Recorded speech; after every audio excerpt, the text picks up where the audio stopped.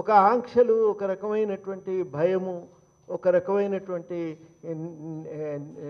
కట్టడి అది మనం ఏదైతే చూసినామో బీఆర్ఎస్ పాలనలో అది అంతమై సింబాలిక్కే కావచ్చు, కానీ ప్రగతి భవన్ ముందు కంచెలు తొలగించినప్పుడు చాలామందికి సంతోషం కలిగింది. వాళ్ళు తెలంగాణ ప్రజలందరూ అనుకునేది ఏంటంటే నెత్తి మీదకెళ్ళో బరువు దిగిపోయినట్టుంది, గుండెల మీద నుంచో కుప్పడిపోయినట్టుంది.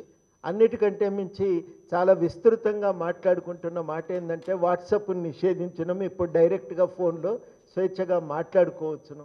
ఇవన్నీ కూడా మనుషులకు మొత్తం మీదనైతే ఏదో ఒక ఊపిరి నీళ్ళల్లో మునిగిపోతున్నప్పుడు సడన్గా పైకి లేపితే ఊపిరి పీల్చుకున్నట్టే అవకాశం దొరికితే ఎట్లా ఉంటుందో అట్లా అనిపిస్తున్నది వాళ్ళ తెలంగాణ సమాజానికి.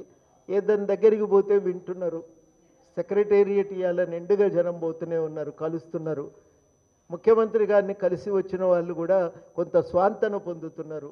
ఆయన వ్యవహార శైలి బాగుంది, ప్రజలను రిసీవ్ చేసుకుంటున్న పద్ధతి కూడా బాగుంది అనే ఒక అభిప్రాయాన్ని వ్యక్తం చేస్తూ ఉన్నారు. ఇవన్నీ చూసినాక మాకు అనిపించింది అయితే కరెక్టు దారిలోనే పోతున్నది, ఇదే దారిలో ముందుకు పోవాలని చెప్పి అందరూ కూడా కోరుకుంటున్నారు.